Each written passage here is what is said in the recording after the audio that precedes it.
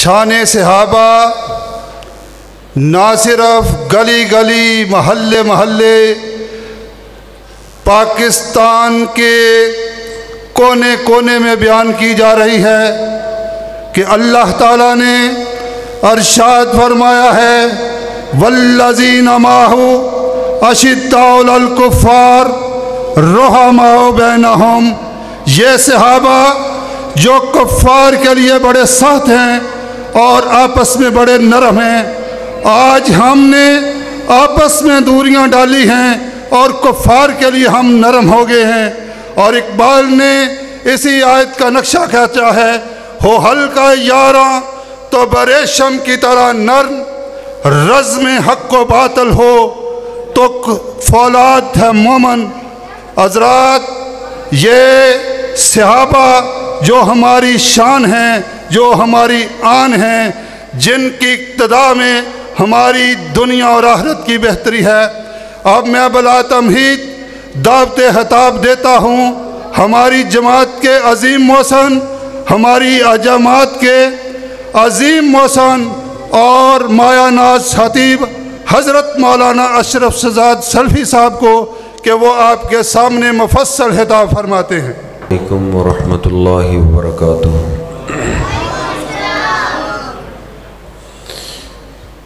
علماء کرام اسٹیج پہ تشریف لے آئیں۔ ان الحمد للہ نحمده ونستعینه ونستغفره ونؤمن به ونتوکل علیہ ونعوذ باللہ من شرور انفسنا ومن سیئات اعمالنا من يهده الله فلا مضل له ومن يضلله فلا هادي له أشهد أن لا إله إلا الله وحده لا شريك له وأشهد أن محمدا عبده ورسوله اللهم صل على محمد وأزواجه وذريته كما صليت على آل إبراهيم وبارك على محمد وأزواجه وذريته كما باركت على آل إبراهيم إنك حميد مجيد رب اشرح لي صدري ويسر لي أمري واحلل عقدة من لساني يفقهوا قولي رب زدني علما سبحانك لا علم لنا إلا ما علمتنا إنك أنت العليم الحكيم أما بعد فإن خير الحديث كتاب الله وخير الهدي هدي محمد صلى الله عليه وسلم وشر الأمور محدثاتها وكل محدثة بدعة وكل بدعة ضلالة وكل ضلالة في النار أعوذ بالله السميع العليم من الشيطان الرجيم من همزه ونفخه ونفسه بسم الله الرحمن الرحيم يا أيها الذين آمنوا اتقوا الله حق تقاته ولا تموتن إلا وأنتم مسلمون يا أيها الناس اتقوا ربكم الذي خلقكم من نفس واحدة وخلق منها زوجها وبث منهما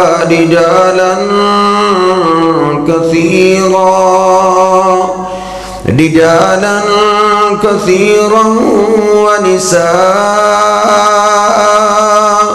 واتقوا الله الذي تساءلون به والأرحام إن الله كان عليكم رقيبا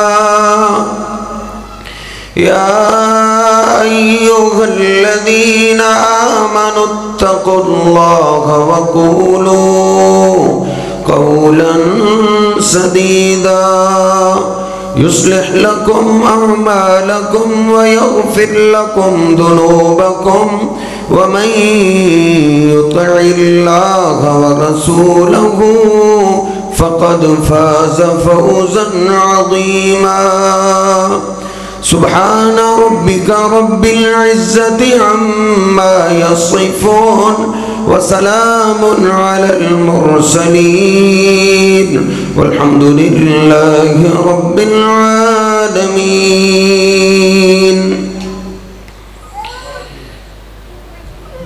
صحیح البخاری اور صحیح مسلم میں یہ حدیث پاک موجود ہے۔ سیدنا معاذ ابن جبل رضی اللہ تعالیٰ عنہ نبی پاک صلی اللہ علیہ وسلم کے ساتھ سواری پہ سوار ہیں۔ سیدنا معاذ فرماتے ہیں آپ نے سفر کے دوران ہی مجھے آواز دی، یا معاذ، اے معاذ۔ میں نے عرض کیا لبیک و سعدیک یا رسول اللہ صلی اللہ علیہ وسلم، اے اللہ کے رسول حاضر ہوں۔ آپ خاموش ہو گئے۔ تھوڑی دیر کے بعد آپ نے پھر آواز دی، یا معاذ۔ میں نے پھر عرض کیا لبیک و سعدیک یا رسول اللہ۔ آپ پھر خاموش ہو گئے۔ نبی پاک صلی اللہ علیہ وسلم نے تھوڑی دیر بعد پھر فرمایا، یا معاذ، اے معاذ۔ میں نے پھر عرض کیا لبیک و سعدیک، حاضر ہوں۔ اللہ کے حبیب آرڈر کیجئے۔ فرماتے ہیں میں چوکنا ہو گیا کہ آپ کوئی آج خاص بات کرنا چاہتے ہیں، تو آپ نے فرمایا، یا معاذ، اتدری ما حق اللہ علی العباد۔ اے معاذ، کیا تم جانتے ہو جس اللہ پاک کے انسان پہ اتنے احسانات ہیں کہ یہ ان کو شمار کرنا چاہے تو شمار نہیں کر سکتا؟ جانتے ہو کہ اس اللہ کا حق بندوں کے ذمے کیا ہے؟ میں نے عرض کی اللہ و رسول عالم، میں نہیں جانتا، آپ جانتے ہیں یا اللہ جانتا ہے؟ تو آپ نے فرمایا، اے معاذ، حق اللہ علی العباد ان یعبدوہ ولا یشرکوا بہ شیئا۔ اے معاذ، اللہ کا حق اللہ کے ہر بندے کے ذمے ہے کہ بندہ جیتے جی اس اللہ کی عبادت کرے اور اس کی عبادت میں کسی اور کو شریک نہ کرے۔ آپ پھر چلے، پھر آپ نے فرمایا، یا معاذ، اے معاذ، اتدری ما حق العباد علی اللہ اذا فعلوہ۔ کیا تم جانتے ہو جب اللہ کے بندے اللہ کا یہ حق ادا کر دیں تو اللہ پاک کے ذمے بندوں کا حق کیا ہے؟ کیا یہ جانتے ہو؟ میں نے عرض کی اللہ کے حبیب میں یہ بھی نہیں جانتا. تو آپ نے فرمایا معاذ حق العباد علی اللہ اذا فعلوہ اللہ یعذبہم. اگر بندے زندگی میں اللہ کے ساتھ شرک نہ کریں اور اسی حالت کے ساتھ شرک سے پاک ہو کے اللہ سے ملاقات کریں تو اللہ نے اپنے اوپر اپنے بندے کا یہ حق فرض کیا ہوا ہے کہ اللہ اپنے ایسے بندے کو عذاب نہ دے. سب سے اہم مسئلہ یہ موت سے نہ ڈریں. موت تو آنی ہی آنی ہے. آج تک کوئی بھی موت سے بچ نہیں سکا. اصل جس سے ڈرا جا سکتا ہے وہ اصل شرک جیسے جراثیم ہے کہ کہیں ایسا نہ ہو کہ ہماری ملاقات اللہ سے ہو اور ہمارے اعمال کے اندر شرک ہو. صحیح البخاری میں ہے قیامت کے دن اللہ پاک جنتیوں سے تو جو باتیں کرے گا. بخاری مسلم پڑھ کے دیکھیے اللہ کے نبی پاک صلی اللہ علیہ وسلم فرماتے ہیں قیامت کے دن اللہ سب سے ہلکے عذاب والے جہنمی سے بات کرے گا. سب سے ہلکے عذاب والا. اور اس کو کیا عذاب ہوگا؟ فی اخمص قدمیہ جمرتان. جس کے پاؤں کے نیچے 2 انگارے رکھے جائیں گے, 2 جوتیاں پہنائی جائیں گی. یغلی منہما دماغہ کما یغلی المرجل. ان جوتوں سے اس کا دماغ اس طرح کھولے گا جس طرح چولہے پہ ہنڈیاں کھولتی ہے. کہ سب سے ہلکے عذاب والا ہوگا. یقول اللہ تبارک و تعالی لِأَهْوَنِ أَهْلِ النَّارِ یوم القیامہ. اللہ پاک اس ہلکے عذاب والے سے بات کرے گا اور کہے گا میرے بندے لو ان لک الدنیا وما فیہا. اگر آج تجھے دنیا کے سارے خزانے دے دیے جائیں, سارے خزانوں کا تو مالک بن جائے, اتفتدی کیا اتنے سارے خزانوں کو تو اس عذاب سے بچنے کے لیے دے دے گا؟ وہ سب سے ہلکے عذاب والا وہ اللہ سے بات کرے گا, اللہ کو جواب دے گا, کہے گا نام جی ہاں اللہ, جتنے بھی مجھے خزانے مل جائیں اس عذاب سے بچنے کے لیے میں ہر قسم کے خزانے دے سکتا ہوں. اللہ رب العزت اس کو کہے گا اردت منک باہون من ھذا. اے میرے بندے دنیا میں نے تجھ سے مطالبہ تو بہت ہی چھوٹا کیا تھا کہ اللہ تشرک بی شیئا, کہ زندگی میں تو میرے ساتھ شرک نہ کرنا. میں نے دنیا کے اندر تجھ سے اتنے خزانوں کا مطالبہ تو نہیں کیا تھا, میں نے یہی مطالبہ کیا تھا او میرے بندے تیری مجھ سے جب ملاقات ہو تیرے اعمال کے اندر شرک نہیں ہونا چاہیے. لیکن تو نے پھر بھی شرک ہی کی ہے. اس لیے میرے محترم بھائیوں سب سے اہم جو بات ہے جس سے میں نے اور آپ نے اپنے آپ کو اپنے دوست احباب کو ڈرانا ہے وہ شرک جیسی نہ ہو سکے. اس اللہ کی دھرتی پہ شرک نہیں تھا, صرف اللہ کی عبادت کرتے تھے. آدم علیہ السلام دنیا سے چلے گئے پھر بھی لوگ اللہ کی ہی عبادت کرتے تھے, اللہ کی عبادت میں کسی اور کو شریک نہیں کرتے تھے. آدم علیہ السلام کی اولاد میں 5 نیک لوگ گزرے جو عبادت کے اندر ضرب المثل تھے. لوگ مثالیں دیا کرتے تھے یار عبادت ہو تو ان جیسی ہو. ود سوا یغوث यऊक नसर रहिमहुमुल्लाहु ताला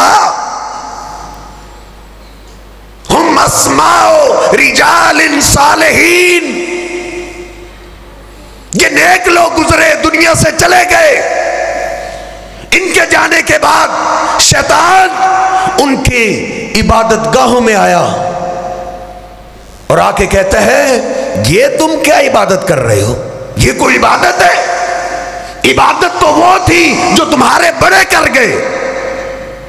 वद सुआ यगूस यऊक नसर, असल इबादत वो कर गए। तुम्हारी इबादतों के अंदर वो शौक नजर नहीं आता, वो लगन नजर नहीं आती, वो मोहब्बत नजर नहीं आती। तुम अपनी इबादतों को खूबसूरत बनाओ। हाँ, अगर तुम अपनी इबादतों को खूबसूरत करना चाहते हो तो मैं तुम्हें मशवरा देता हूं, सहीहुल बुखारी खोलिए, शैतान आके मशवरा देता है, कहता है तुम उन अपने 5 बुजुर्गों की तस्वीरें, उनके बुत अपने इबादत खानों में सजाओ। तुम जब मस्जिद में आया करोगे, तुम्हारी निगाह उन 5 पे पड़ेगी तो ऑटोमेटिक तुम्हें याद आएगा और तुम्हारे दिलों में इबादत का शौक फिर पैदा हो जाएगा। उन्होंने कहा बात तो बिल्कुल ठीक की है। जब हम मस्जिद में आया करेंगे, उन 5 की तस्वीरें हम देखा करेंगे तो हमारे दिलों के अंदर इबादत का शौक पैदा हो जाएगा।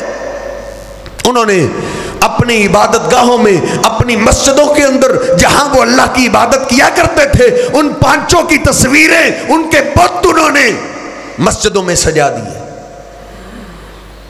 बुखारी शरीफ में है, जब वो नस्ल चली गई, नई नस्ल आ गई, उनके पास शैतान फिर आया और आते ही उसने शोर बर्पा कर दिया।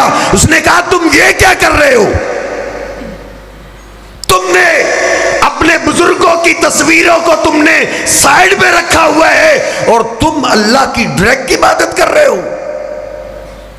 तुम कहां और अल्लाह कहां?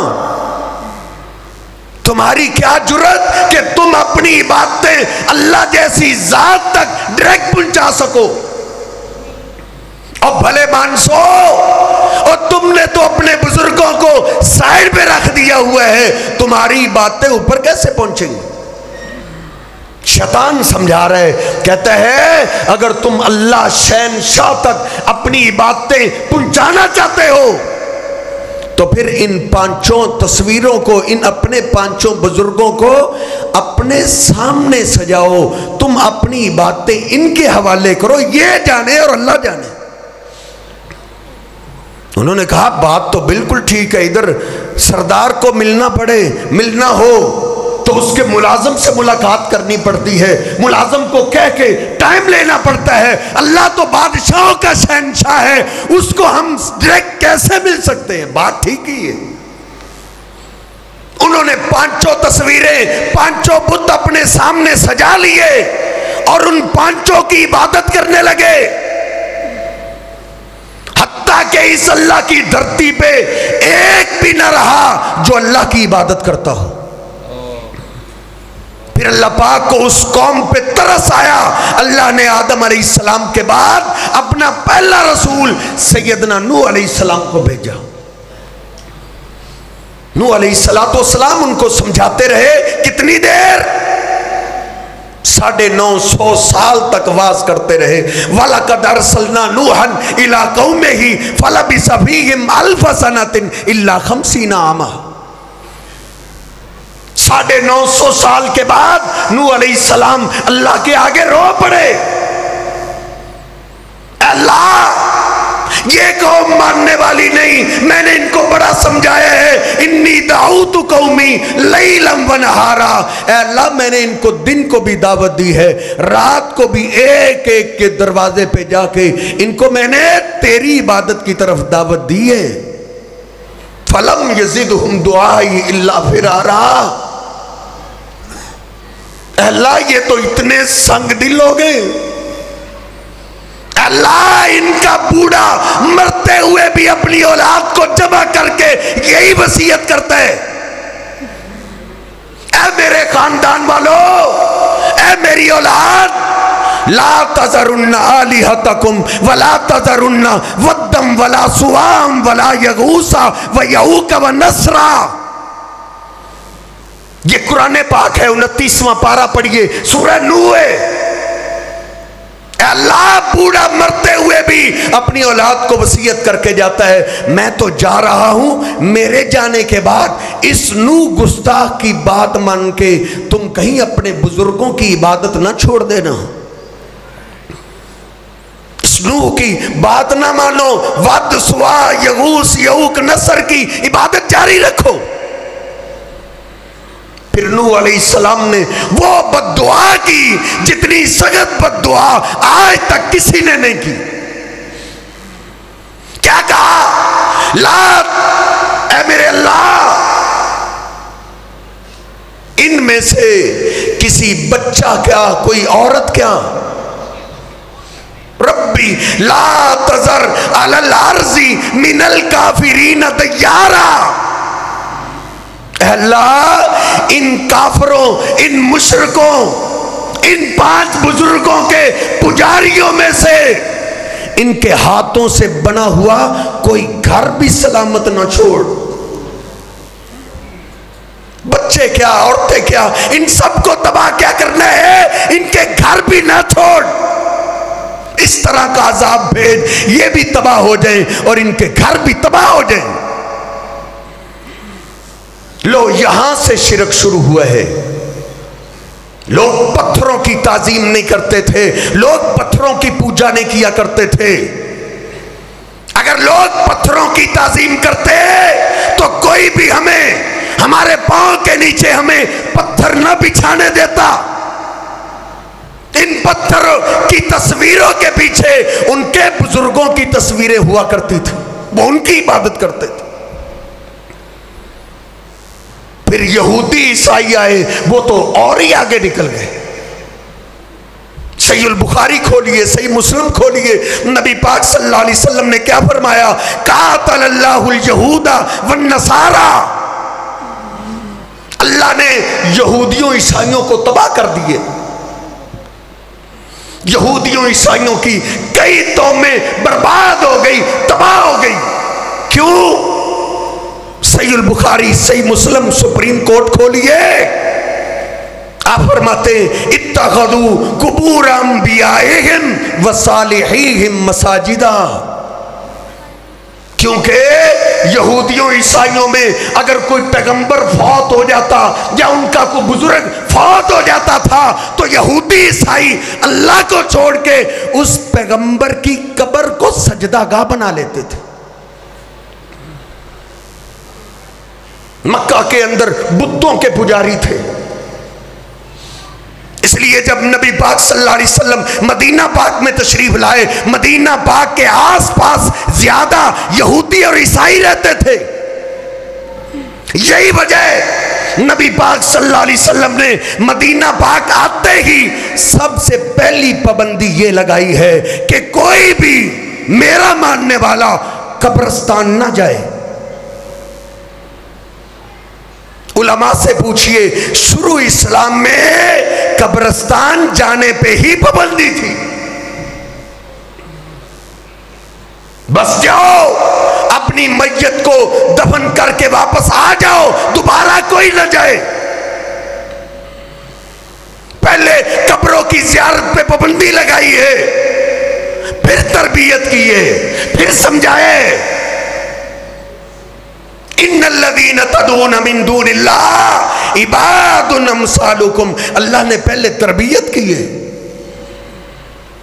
بے شک وہ لوگ جن کو تم آوازیں دیتے ہو، جن کو تم پکارتے ہو، مشکل وقت کے اندر جو اللہ کے آگے التجائیں رکھنی تھی اور اللہ کو چھوڑ کے جن کو تم آوازیں دیتے ہو، عباد امثالکم، وہ تمہاری طرح کے بندے تھے. قبروں پہ جانے پہ پابندی ہے، تربیت ہو رہی. اللہ رب العزت کیسے تربیت کر رہا ہے؟ اللہ کہتا ہے وَمَا يَسْتَوِي الْأَحْيَاءُ وَلَا الْأَمْوَاتُ. اے لوگوں، زندہ اور مردہ یہ دونوں برابر نہیں ہو سکتے.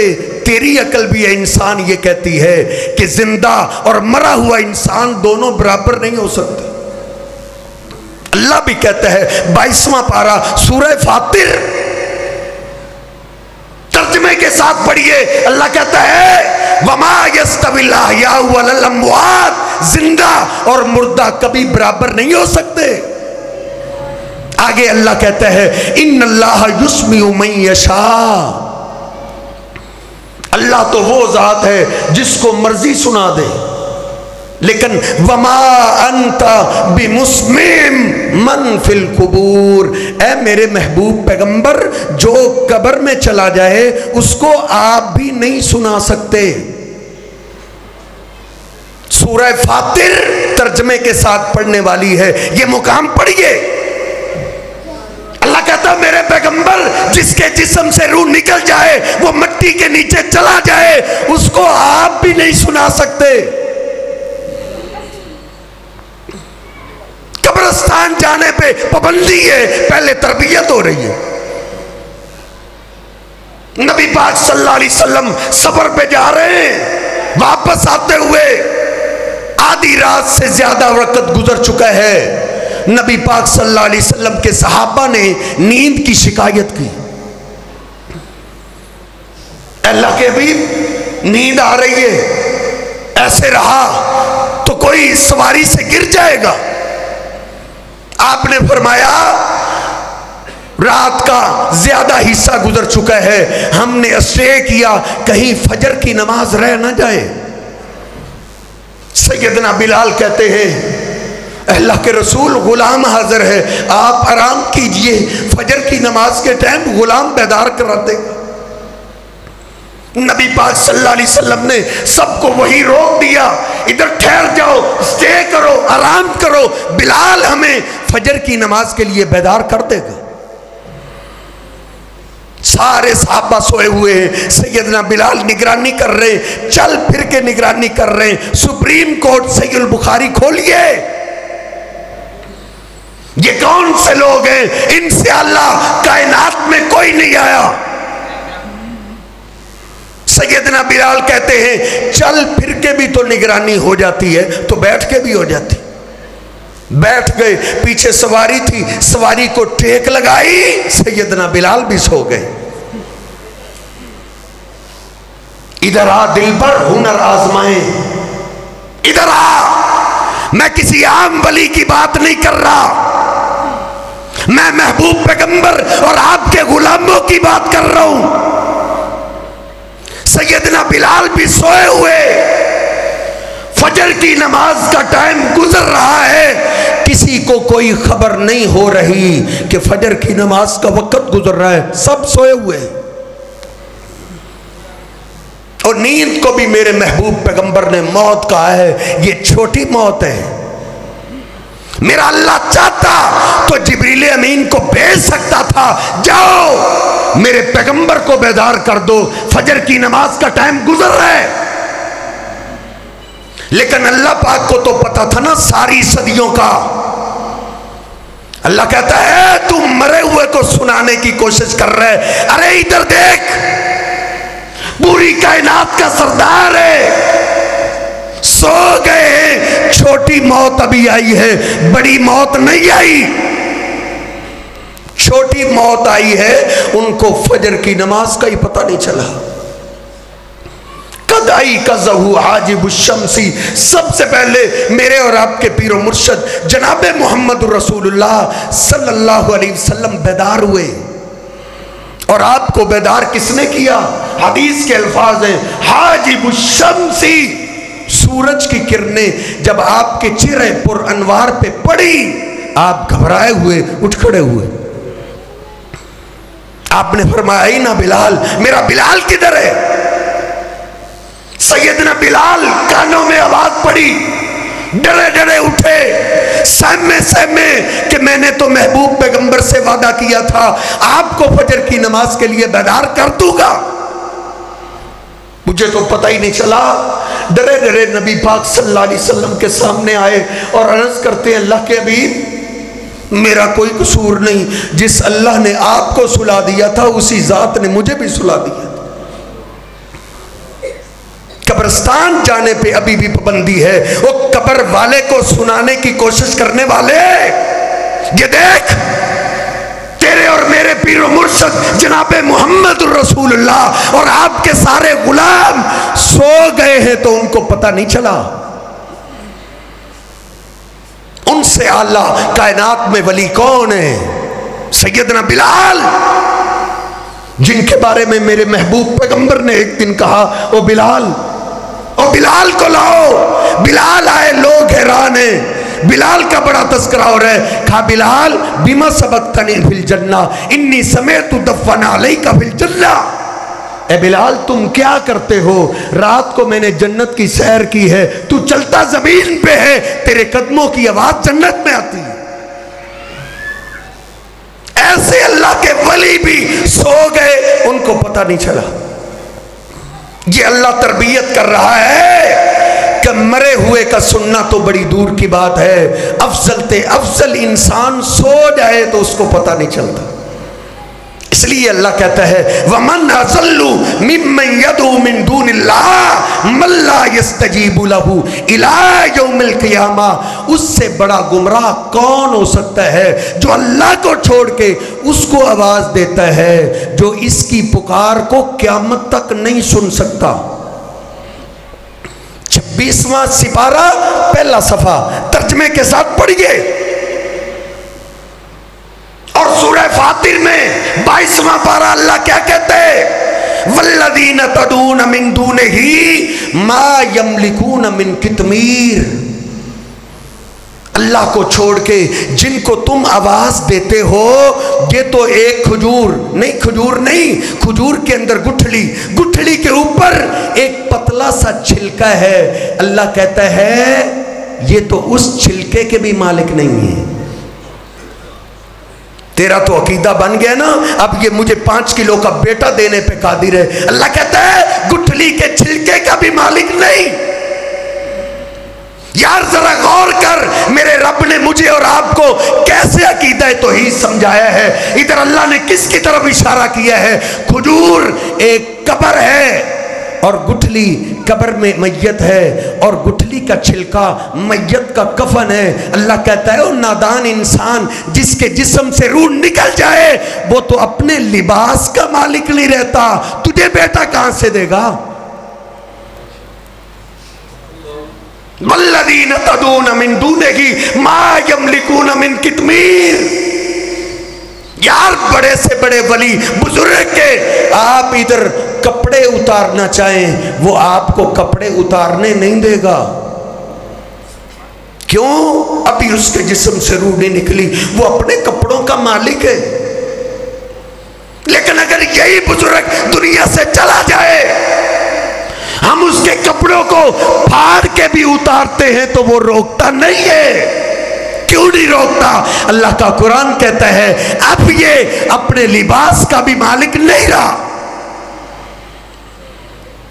اگر قبر کی مٹی اس کے کفن کو چھین کے کھانا چاہے، یہ تو اتنا کمزور ہے یہ مٹی سے اپنا کفن نہیں چھڑا سکتا، تیری مشکلات کہاں سے حل کرے گا؟ قبرستان جانے پہ پابندی ہے، قبرستان نہیں جانا، پہلے تربیت ہو رہی ہے، کیونکہ ہر دور میں شرک قبروں سے شروع ہوا ہے۔ یہودیوں کے بعد جتنی قومیں یہودیوں میں سے تباہ ہوئی، عیسائیوں میں سے تباہ ہوئی، ان کا مین جرم نبی پاک صلی اللہ علیہ وسلم نے جو فرمایا ہے وہ اپنے انبیاء اور نیک لوگوں کی قبروں کو سجدہ گاہ بنا لیتے تھے۔ اسی لیے مدینہ پاک آتے ہی قبرستان پہ پابندی ہے، پہلے تربیت ہو رہی۔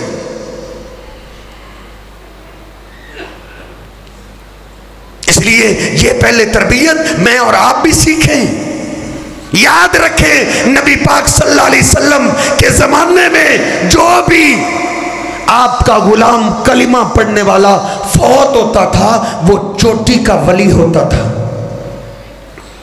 میں تو کہتا ہوں بعد میں آنے والے لوگ وہ پاکستان کے اولیاء ہو یا ہندوستان کے ہوں، وہ پوری کائنات کے اولیاء کو جمع کر دیا جائے، ان کی نیکیوں کو ترازو کے ایک پلڑے میں رکھ دیا جائے اور دوسرے پلڑے میں کسی صحابی کی عبادتیں نہیں، ساری عبادتیں نہیں، صرف ان کا ایک لمحہ جس لمحے میں انہوں نے ہمارے محبوب کا دیدار کیا ہے، بعد میں آنے والے سارے اولیاء اس لمحے کا مقابلہ نہیں کر سکتے۔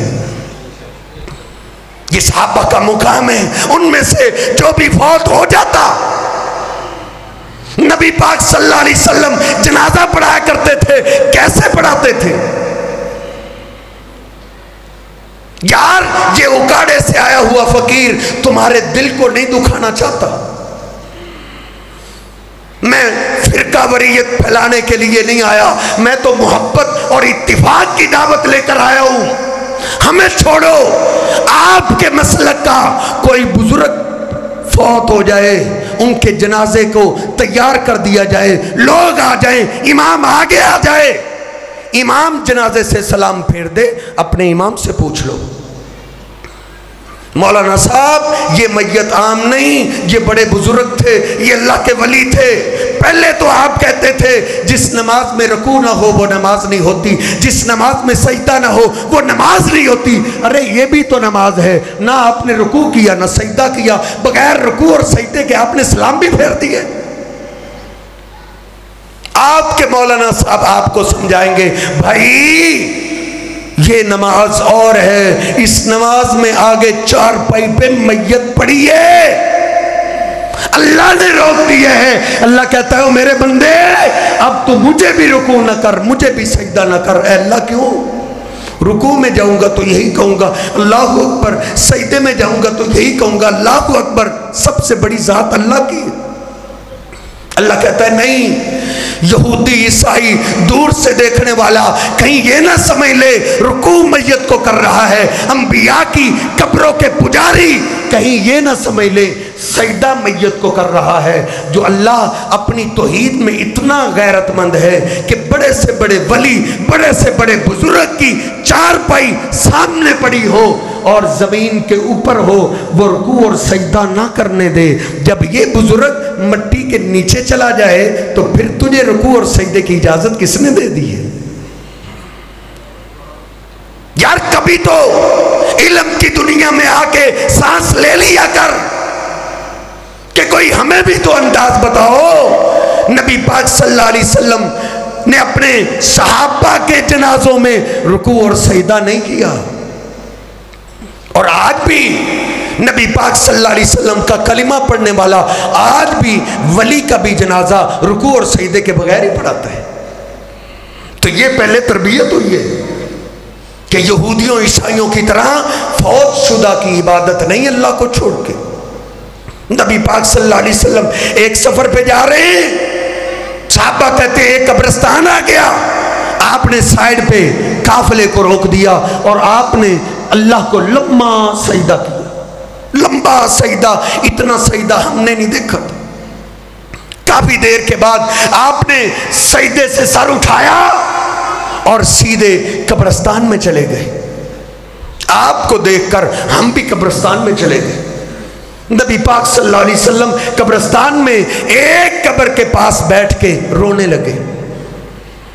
صحابہ کہتے ہیں اب کا من حولہ، آپ اتنا روئے، آپ کے رونے کو دیکھ کے سارے صحابہ ہی رو پڑے۔ کافی دیر آپ آنسو بہاتے رہے، نیچے کی زمین بھی آپ کے آنسوں سے تر ہونے لگی۔ کافی دیر کے بعد آپ اٹھے، لیکن آپ کے آنسو پھر بھی تھم نہیں رہے، آپ کی داڑھی مبارک آنسوں سے تر ہو چکی۔ روتے ہوئے آپ قبرستان سے باہر نکلے، ایک صحابی نے جرأت کر کے پوچھ لیا اللہ کے حبیب یہ قبر کس خوش نصیب کی تھی؟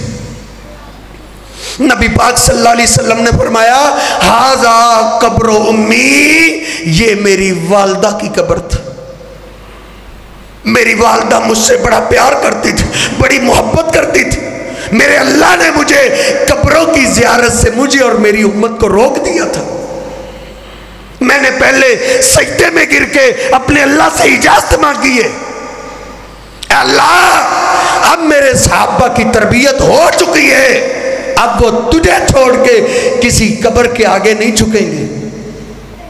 اے اللہ میں اپنی والدہ کی قبر کے پاس سے گزر رہا ہوں، اے اللہ ہو سکتا ہے دوبارہ یہاں سے میرا گزرنا ہو، اے اللہ مجھے میری والدہ کی قبر کی زیارت کی اجازت ہی دے دے۔ آج میں نے اللہ سے اجازت مانگی ہے، مجھے میرے رب نے اجازت دی ہے، تو میں نے اپنی والدہ کی قبر کی زیارت کی ہے۔ اپنے ماں باپ کی قبروں کی زیارت کے لیے جایا کرو، یہ میرے محبوب پیغمبر کی نادر اور پیاری سنت ہے۔ آپ پھر جب مدینہ پاک میں واپس آئے، صحیح مسلم کھولیے، آپ نے عظیم خطبہ ارشاد فرمایا، سارے صحابہ کو آپ نے جمع کر لیا اور آپ نے فرمایا اللہ کی حمد و ثنا کے بعد، او میرے ساتھیو، انی نہیتکم عن زیارت القبور، اے میرے صحابہ میں نے تمہیں قبروں کی زیارت سے روک دیا تھا کہ قبروں کی زیارت نہ کیا کرو، فزوروہا، اب میں نے اپنے اللہ سے قبروں کی زیارت کی اجازت مانگ لی ہے، اب تربیت ہو چکی ہے، فزوروہا، اب قبروں کی زیارت کے لیے جایا کرو، فَإِنَّهَا تُذَكِّرُ الْآخِرَةِ، کیونکہ قبروں کی زیارت کرنے سے بندے کو آخرت یاد آتی ہے۔ بندہ دیکھتا ہے ادھر بڑے بڑے جگیردار، بڑے بڑے کروڑ پتی، بڑے بڑے مالدار لوگ آئے پڑے ہیں، یہ ادھر ہی پیدا نہیں ہوئے تھے، ایک دن ایسا تھا دنیا میں یہ پیدا ہوئے، پھر انہوں نے بچپنا گزارا، پھر جوانی گزاری، بڑھاپا گزار کے ایک دن یہاں آ گئے۔ ایسے ہی ایک دن میرا بھی جنازہ میرے گھر سے اٹھے گا، ایک دن مجھے بھی اسی قبرستان کے اندر دفن کر دیا جائے گا۔ آپ فرماتے ہیں قبرستان جایا کرو، کیونکہ قبروں کی زیارت سے بندے کو آخرت یاد آتی۔ جب تربیت ہو گئی پھر قبروں کی زیارت کی اجازت ملی ہے۔ پھر بھی دیکھیے جب مکہ فتح ہوا، نبی پاک صلی اللہ علیہ وسلم نے سب سے پہلا کام بیت اللہ میں جو موجود بت تھے آپ نے ان بتوں کو گرایا۔ مسلم شریف کھولیے، حدیث نمبر 969 ہے۔ اور نوجوان انٹرنیٹ سے تو ہر چیز تو تلاش کر لیتا ہے، اپنے محبوب پیغمبر کی حدیثیں بھی تلاش کر لیا کر، اب تو تیری زبان کا ترجمہ تیرے سامنے آ جائے گا۔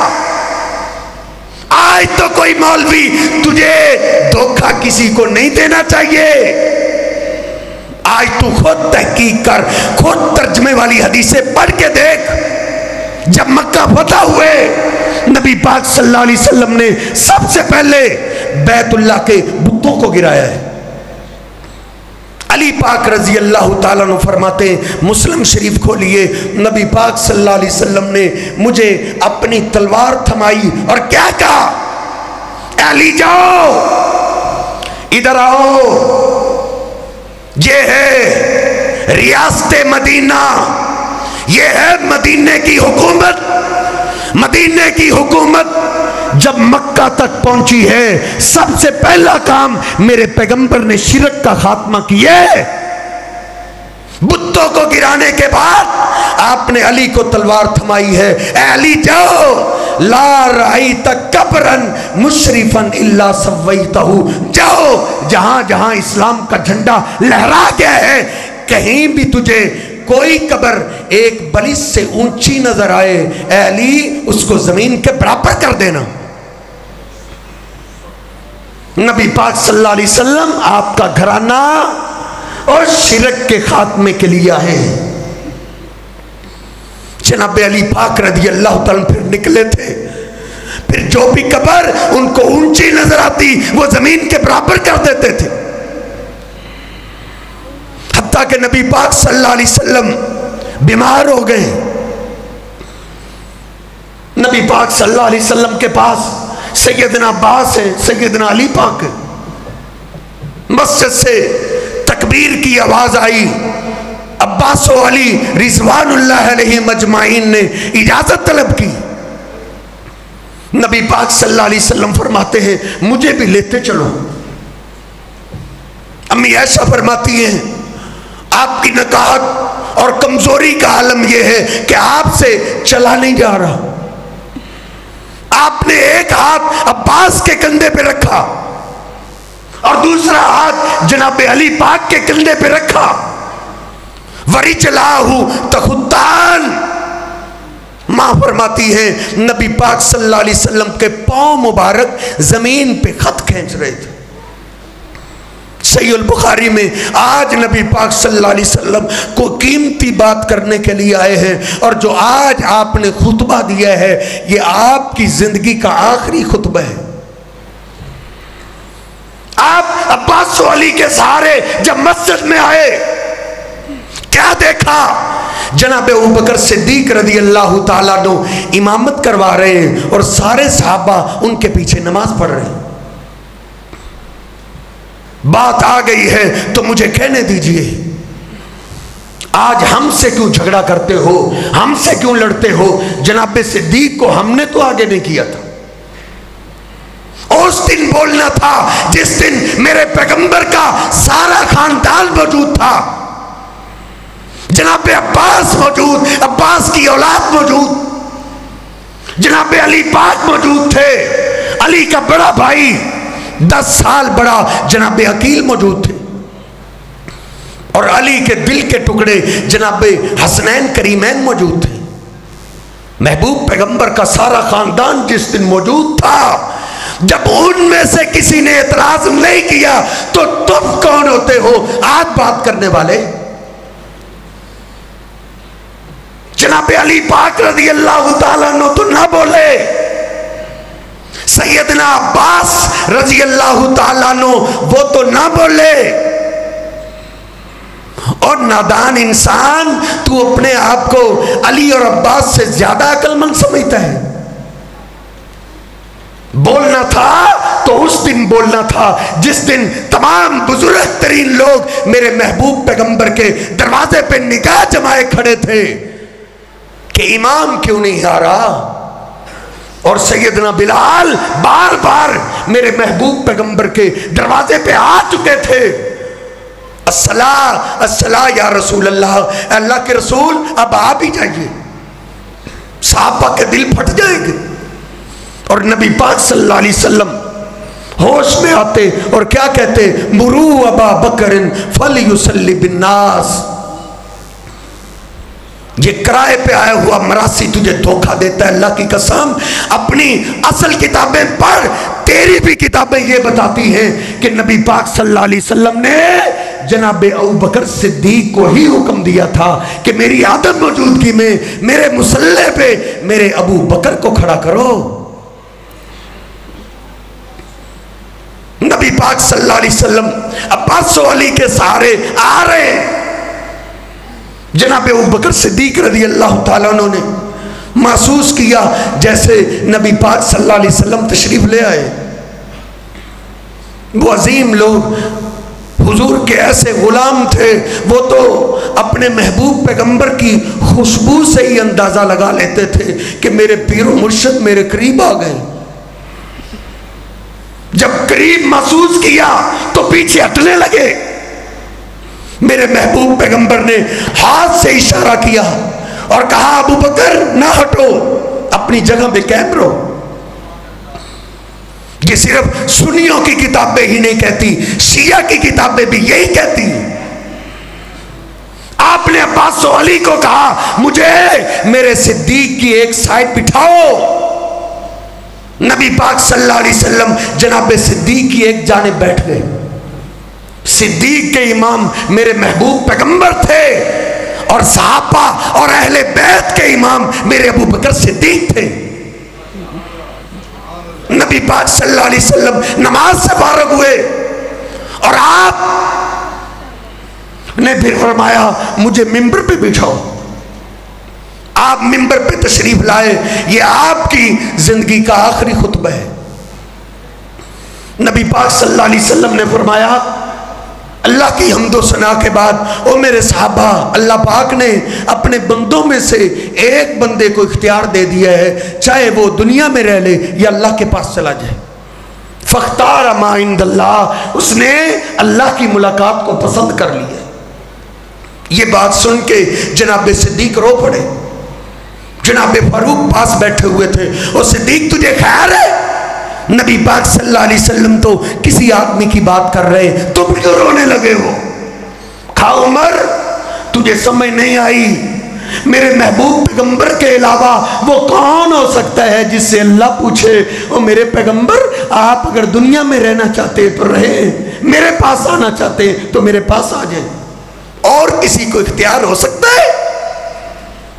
او عمر, تیری ماں تجھے گم پائے, تیرے محبوب پیغمبر نے اب ہمیں چھوڑنے کا فیصلہ کر لیا ہے. فاروق بھی رو پڑے, سارے صحابہ رو پڑے. نبی پاک صلی اللہ علیہ وسلم نے فرمایا ابو بکر تحمل سے کام لو. آپ نے فرمایا مجھ پہ بڑے لوگوں نے احسانات کیے ہیں, لیکن سب سے زیادہ احسان مجھ پہ میرے ابو بکر نے کیے.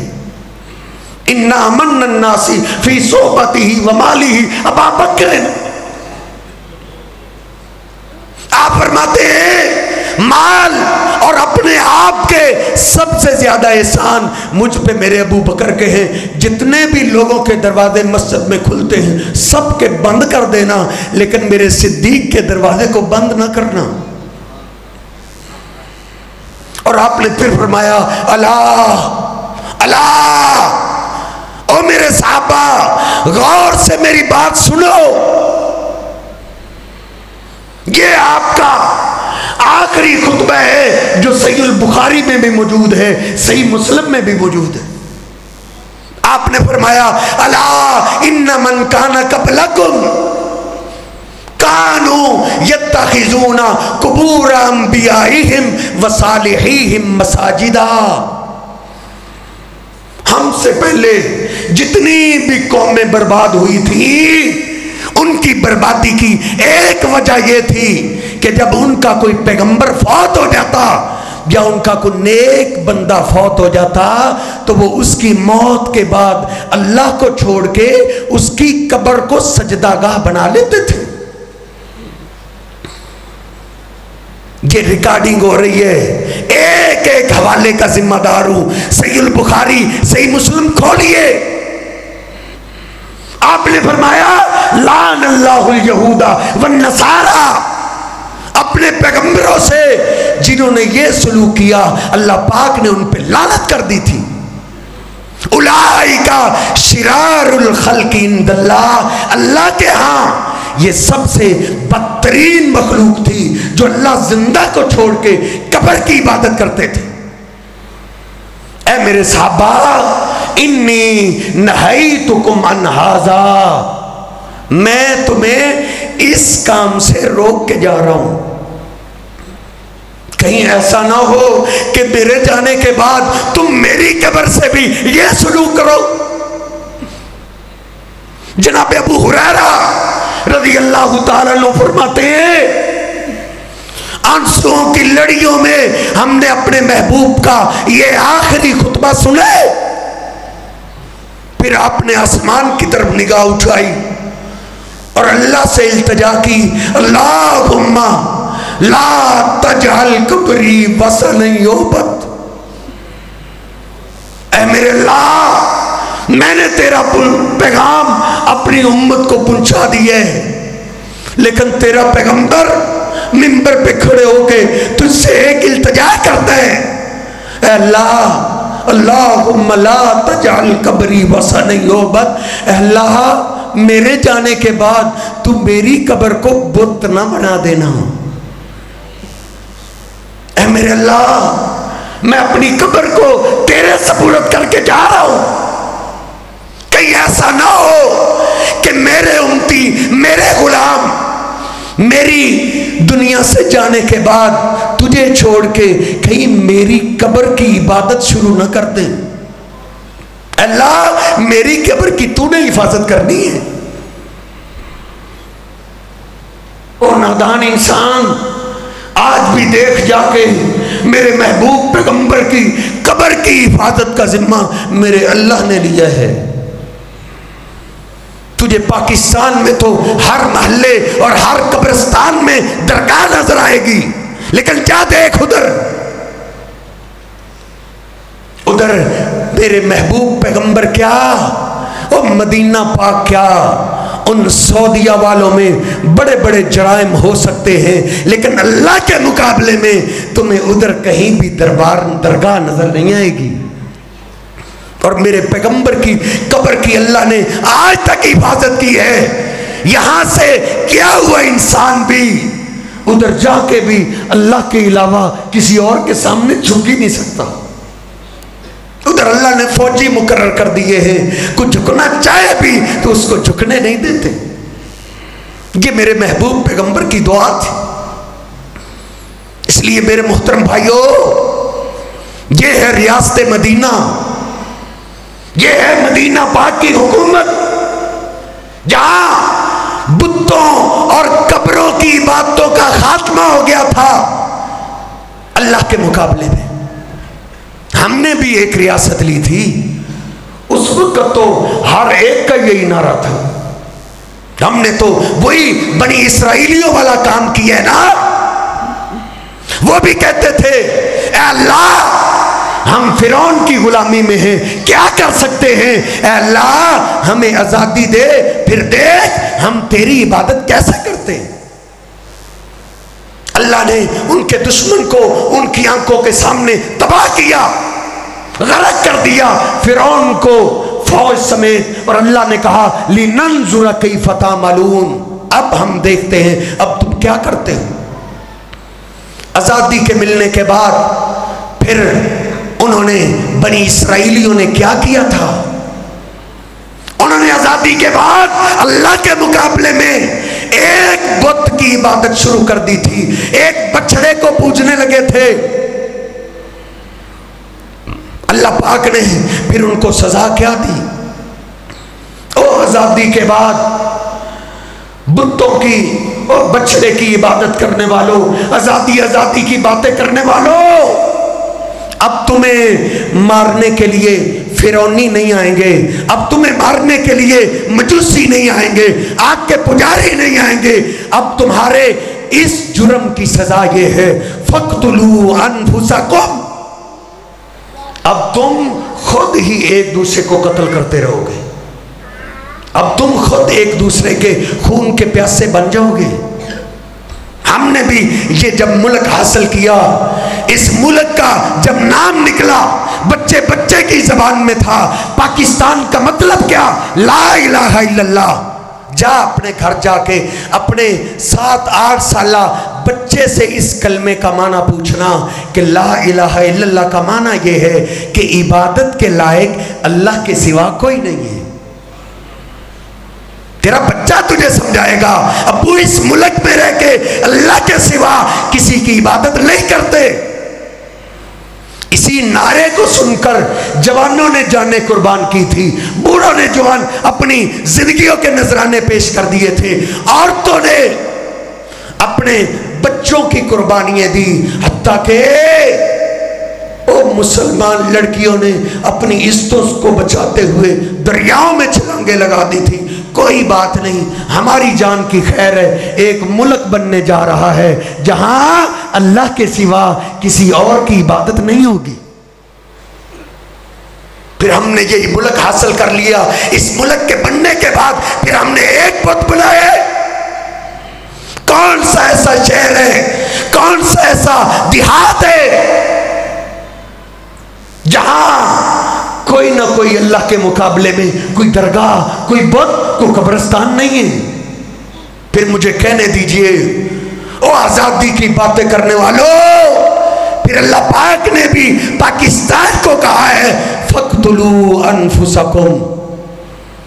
او آزادی کے بعد بھی شرک کرنے والوں، اب تمہارے اس جرم کی سزا یہ، اب تمہیں مارنے کے لیے امریکی نہیں آئیں گے، تمہیں مارنے کے لیے ہندوستان کا ہندو نہیں آئے گا۔ فَقْتُلُوا أَنفُسَكُمْ، اب تم قیامت تک ایک دوسرے کو ہی قتل کرتے رہو گے۔ کوئی ایک مجھے اخبار لا کے دو، پاکستان کی دھرتی کی ایک اخبار ہو جس اخبار میں کسی نہ کسی قتل کی خبر نہ ہو۔ قتل کرنے والا بھی کلمہ پڑھتا ہے، قتل ہونے والا بھی کلمہ پڑھتا ہے، شرک کے بعد جو قوم آزادی کے بعد ایسا شرک کرتی ہے، اللہ پاک پھر اس قوم کو یہی سزا دیتا ہے۔ اور یاد رکھو اس ملک کے اندر یہ دہشت گردی، یہ قتل و غارت، یہ زیادتی کے کیسز ایک ہی شکل میں ختم ہو سکتے ہیں جب تک اس پاکستان کی دھرتی پہ ایک اللہ کی عبادت پہ بندوں کو نہیں لگا دیا جاتا، اس وقت تک مسلم پاکستان کے اندر امن نہیں آ سکتا۔ میرے محبوب پیغمبر نے فرمایا تھا اجتنبوا السبع الموبقات، بخاری شریف کھولیے، اور میری امت کے لوگوں کچھ جرم ایسے ہیں جو جرم جس قوم میں، جس علاقے والوں میں، جس ملک والوں میں آ جاتے ہیں وہ جرم اس ملک کو تباہ کر دیتے ہیں۔ ان میں سے پہلا جرم الاشراک باللہ، اللہ کے ساتھ کسی اور کو شریک کرنا۔ اور اللہ کا قرآن بھی وعدہ کرتا ہے الذین آمنوا ولم یلبسوا ایمانہم بظلم فاولئک لہم الامن وہم مہتدون۔ اللہ کہتا ہے میں امن اس قوم کو دیتا ہوں جو ایمان لانے کے بعد شرک نہ کرے۔ اس لیے میرے محترم بھائیوں، اپنے آپ کو، اپنی اولاد کو، اپنے محلے داروں کو، اپنے دوست احباب کو اس شرک سے بچائیں کہ اللہ کے مقابلے میں کسی اور کی عبادت نہیں۔ میرے محبوب پیغمبر علیہ السلام کے پاس ایک آدمی آیا، اسلام کو قبول کرتا ہے، اسلام کو قبول کرنے کے بعد تھوڑا سا پیچھے ہٹا اور آپ کو سجدہ کرنے لگا۔ آپ نے فرمایا یہ کیا کر رہے ہو؟ عرض کرتا اللہ کے ابھی جس علاقے سے میں آیا ہوں، میری علاقے کے لوگ یسجدون لمرزبان، میرے علاقے کے لوگ اپنے سردار کو سجدہ کرتے ہیں۔ میرے محبوب علیہ السلام فرماتے ہیں نہیں، ادھر آؤ، ادھر آؤ، میری شریعت میں اللہ کے سوا کسی اور کے لیے سجدہ جائز نہیں ہے۔ یار کب تک میں اور آپ جہلیت کی زندگی گزارتے رہیں گے؟ اس میں تو اختلاف ہے ہی نہیں۔ احمد رضا خان بریلوی صاحب کے فتاوے کو میں نے پڑھا، وہ بھی کہتے ہیں اس امت میں اللہ پاک نے تو تعظیمی سجدہ بھی حرام کر دیا ہے۔ اسلام آباد کے گولڈا شریف کے پیر نصیر الدین نصیر گولڈا نبی، ان کا کلپ انٹرنیٹ پہ میں نے سنا ہے، آج بھی موجود ہے۔ وہ کہتے تھے اللہ کے سوا اس امت کے لیے کسی اور کے لیے سجدہ جائز نہیں ہے۔ نبی پاک صلی اللہ علیہ وسلم نے اپنے آپ کو سجدہ نہیں کرنے دیا، اور کون ہے یار؟ آپ سے اللہ کون ہے جن کا مقام اتنا ہے، عظمت اتنی ہے؟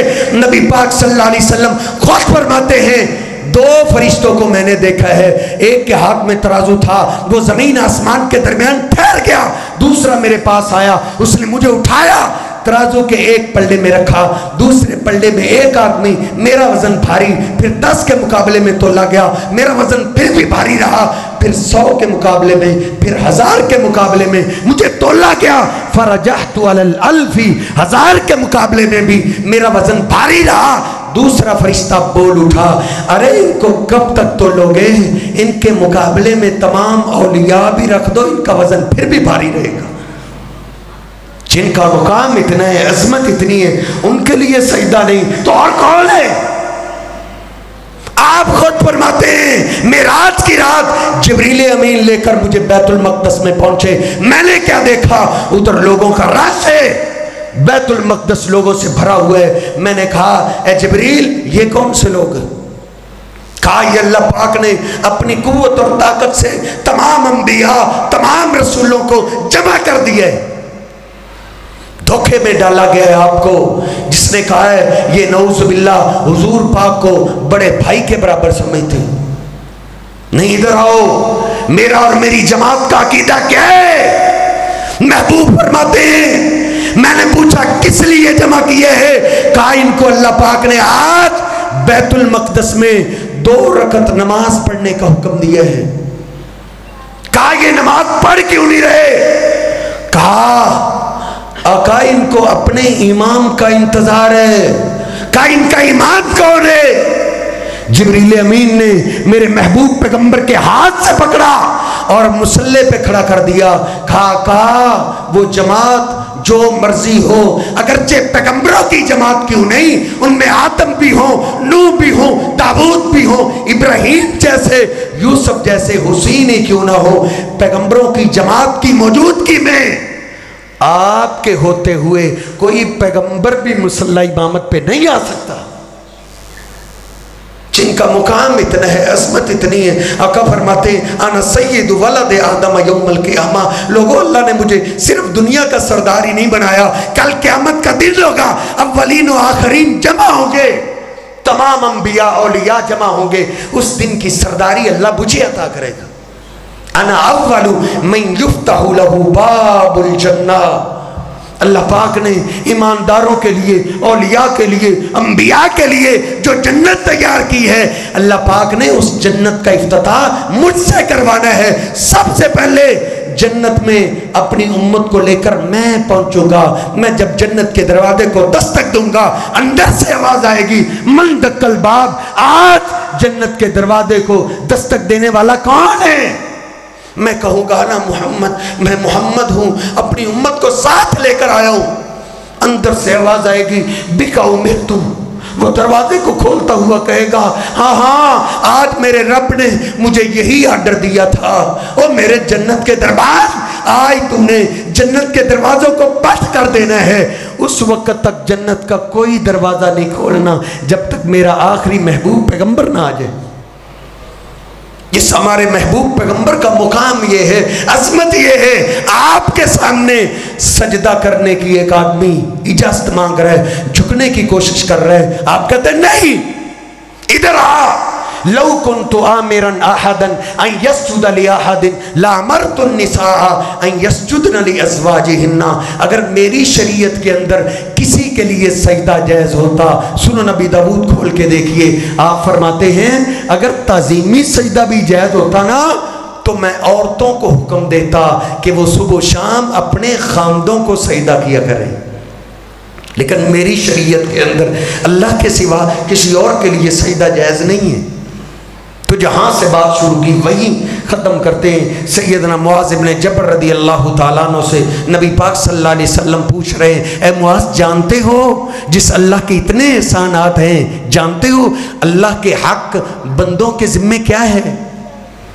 سیدنا معاذ کہتے ہیں آقا میں نہیں جانتا، اللہ جانتا ہے یا آپ جانتے ہیں؟ آپ نے فرمایا معاذ حق اللہ علی العباد ان یعبدوہ ولا یشرکوا بہ شیئا. اللہ کا حق اللہ کے ہر بندے کے ذمے یہ ہے کہ وہ ساری زندگی اللہ کی عبادت کرتا رہے اور اللہ کی عبادت میں شرک نہ کرے. آپ نے پھر فرمایا اے معاذ جانتے ہو ما حق العباد علی اللہ اذا فعلوہ. جب بندے اللہ کا یہ حق ادا کر دیں تو جانتے ہو بندوں کا حق پھر اللہ کے ذمے کیا ہے؟ میں نے پھر عرض کیا آقا میں نہیں جانتا. آپ نے فرمایا اے معاذ حق العباد علی اللہ اذا فعلوہ اللہ یعذبہم. پھر ہر بندے کا جو شرک کے بغیر اللہ کے پاس جاتا ہے، اللہ کے ذمے اس کا حق ہے کہ اللہ پھر اس کو کبھی بھی عذاب نہ دے. اللہ رب العزت مجھے اور آپ کو اس عقیدہ توحید کو سمجھنے کی توفیق عطا فرمائے. اللہ ہمیں اسی پہ زندہ رکھے، اسی کی دعوت اپنے دوست احباب، اپنے رشتہ دار، اپنے محلے دار، اپنے دوست احباب میں یہی دعوت پھیلانے کی اللہ ہمیں توفیق عطا فرمائے. وقول قولی ھذا استغفر اللہ لی ولکم ولسائر المسلمین.